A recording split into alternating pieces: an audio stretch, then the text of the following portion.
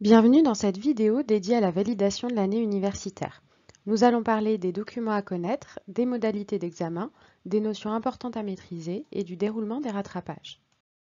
Tout d'abord, il vous faut impérativement télécharger et lire attentivement 3 documents. La charte de l'évaluation et du contrôle des connaissances, la charte des examens et la brochure de votre diplôme. Les 2 premiers documents sont disponibles sous cette vidéo. Quant à la brochure de votre diplôme, vous la trouverez sur les pages de votre département. Ces documents contiennent toutes les informations relatives à votre scolarité à la Sorbonne Nouvelle. Il existe 2 modalités d'évaluation, le contrôle continu et le contrôle terminal intégré. Le contrôle continu est la modalité par défaut à la Sorbonne Nouvelle. Le contrôle terminal intégré est un système dérogatoire réservé aux étudiants relevant de certaines situations spécifiques. Nous allons détailler chacune de ces 2 modalités. Le contrôle continu est le régime de base, obligatoire pour tous. Il consiste en plusieurs évaluations au cours du semestre. Le contrôle continu implique un travail rigoureux car vous allez être évalué régulièrement, mais il favorise vos apprentissages puisque ceux-ci sont étalés dans le temps. Il vous donne aussi la possibilité de vous rattraper. Comme vous n'êtes pas évalué sur une seule épreuve, vous pouvez ajuster votre charge de travail si celle-ci n'était pas suffisante afin de compenser une note éventuellement trop faible. Le contrôle continu est la meilleure façon de progresser dans vos méthodes et vos apprentissages. Le contrôle continu implique donc au moins 2 épreuves qui peuvent prendre des formes variées, un partiel écrit, une présentation orale, un dossier, un travail en groupe, etc. Votre présence à chaque examen est donc obligatoire. Attention, un exposé est un examen et doit être traité comme tel. Toute absence à un examen doit être justifiée par un certificat médical, une attestation de votre employeur justifiant de votre absence, un justificatif de retard de la RATP, etc. La liste exhaustive des motifs valables est disponible dans la charte. Donc si jamais vous ratez un exposé que vous deviez présenter, ne partez pas du principe que vous le ferez la semaine suivante. Prévenez votre enseignant, fournissez votre justificatif et demandez s'il est possible de le refaire ultérieurement. Si votre absence est justifiée, votre enseignant pourra soit vous proposer une épreuve de substitution, soit si cela n'est pas possible, neutraliser votre note. Vous comprenez que du coup, votre moyenne ne sera calculée que sur 1 ou 2 notes. Ce n'est donc pas forcément à votre avantage. Si votre absence est injustifiée, vous aurez la note de 0 sur 20. Le CTI est un régime dérogatoire accessible à la condition d'avoir un contrat de travail justifiant d'un empêchement d'assister aux épreuves du contrôle continu. Les procédures se font selon un calendrier précis et auprès de chaque département concerné. Par exemple, si vous travaillez tous les jeudis et que vous demandez le CTI pour les UE de cette journée, assurez-vous de faire une demande auprès du secrétariat de votre majeur, de votre mineur et du BET pour les UE transversales. Cela s'organise en début de chaque semestre et vous avez en général jusqu'à avant les vacances de la Toussaint ou de février pour faire vos demandes. Attention, vous ne pouvez pas décider en fin de semestre de passer en mode CTI. Sans autorisation, vous aurez 0 sur 20 aux épreuves. Enfin, c'est à vous de vous procurer le cours. Il ne vous sera pas nécessairement fourni par l'enseignant. Même si la plupart des professeurs déposent des ressources utiles sur eCampus, il faudra compter sur vos camarades pour vous passer leurs notes. Évidemment, vous êtes bienvenu en cours à chaque fois que vous pouvez vous libérer. Vos notes, comme au lycée, sont sur 20 et sont coefficientées. Regardez votre brochure de diplôme pour le détail. ABI signifie absence injustifiée et vaut pour 0 sur 20. ABJ veut dire absence justifiée mais vaut aussi 0 sur 20. AJ est l'abréviation d'ajourné, c'est-à-dire non validé. C'est la mention que vous pouvez obtenir en fin de semestre si vous n'avez pas la moyenne. ADM, à l'inverse, signifie que vous êtes admis. Vous pouvez même avoir une mention en fonction de votre moyenne, qui va de passable à très bien.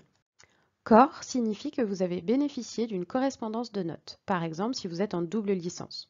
Si vous avez déjà validé une année de licence ailleurs, vous pouvez obtenir une VAC, c'est-à-dire une validation des acquis et des compétences pour les matières déjà validées et communes avec votre licence actuelle, par exemple en SAD ou UOPRO. Renseignez-vous sur le site de la faculté. Il faut faire une demande auprès du secrétariat concerné et dans les délais impartis. Vous serez dispensé d'examen pour la matière, mais une VAC n'influe pas sur la moyenne. Donc si c'est une matière dans laquelle vous êtes fort, vous passez potentiellement à côté d'une très bonne note. Enfin, la VAS, ou validation d'assiduité, ne génère pas de notes et n'influe pas sur votre moyenne, mais atteste que vous avez validé l'UE par votre assiduité. Pour finir, chaque UE validé vous apporte le nombre d'ECTS associés. Quelques mots sur les ECTS. Les ECTS, European Credit Transfer System, sont, comme leur nom l'indique, un système de transfert de crédit destiné à l'enseignement supérieur dans le cadre de l'espace européen qui rassemble 46 pays engagés dans le processus de Bologne. Ces crédits ont pour but de promouvoir la mobilité la plus large possible pour les étudiants. Les crédits ECTS reposent sur la charge de travail nécessaire à l'étudiant pour atteindre les résultats attendus à l'issue du processus de formation. Les résultats d'apprentissage décrivent ce que l'étudiant est supposé savoir, comprendre et être en mesure de faire à la fin de sa formation. La charge de travail indique le temps dont les étudiants ont en règle générale besoin pour participer à toutes les activités d'apprentissage nécessaires pour parvenir aux résultats d'apprentissage escomptés. Cela inclut les cours, séminaires, projets, travaux pratiques, auto-formation, examens, mais aussi le travail personnel. Un semestre vaut pour 30 ECTS, donc 60 ECTS pour une année académique. Et un ECTS représente entre 25 et 30 heures de travail. On estime donc que, dans la plupart des cas, la charge de travail d'un étudiant est de 1500 à 1800 heures pour une année académique. Je vous laisse méditer là-dessus. Si vous êtes en situation de handicap, vous pouvez bénéficier d'aménagements spécifiques prévus par l'université. Vous pouvez bénéficier d'un tiers-temps, d'un ordinateur pour un examen, d'un secrétaire pour vous aider à composer le jour de l'épreuve, etc. Pour ce faire, il vous faut en tout premier lieu contacter la médecine préventive pour obtenir un certificat médical. N'hésitez pas à vous tourner ensuite vers la mission handicap pour vous accompagner dans vos démarches administratives et pédagogiques. Enfin, prévenez vos enseignants de vos besoins d'aménagement. Vous l'aurez compris, pour valider votre année, il faut avoir 10 sur 20 de moyenne générale minimum. Vous n'êtes pas obligé de valider chaque cours individuellement. Il y a un système de compensation entre chaque UE, mais faites attention aux coefficients. Les semestres aussi se compensent, mais seulement par année de licence. Le S1 compense le S2, en deuxième année, le S3 et le S4 se compensent, et ainsi de suite. Vous n'irez donc au rattrapage, ou deuxième session, que si vous avez moins de 10 sur 20 de moyenne sur toute l'année. Vous pourrez vous inscrire aux UE pour lesquels vous n'avez pas eu la moyenne au mois de juin. Je vous rappelle qu'il est impossible d'améliorer une note déjà supérieure à 10 sur 20. Seules les matières non validées lors de la première session peuvent être repassées. La meilleure des deux notes est conservée. Je vous rappelle qu'il vous faut anticiper la possibilité d'aller au rattrapage. Et n'oubliez pas, ce n'est pas une punition. Il vous reste certainement encore des questions, ou celles-ci se poseront probablement à vous lors de votre scolarité. Des questions comme « Que faire si je suis malade le jour de mon exposé ?» ou « Si j'ai une panne de réveil le jour d'un examen ?»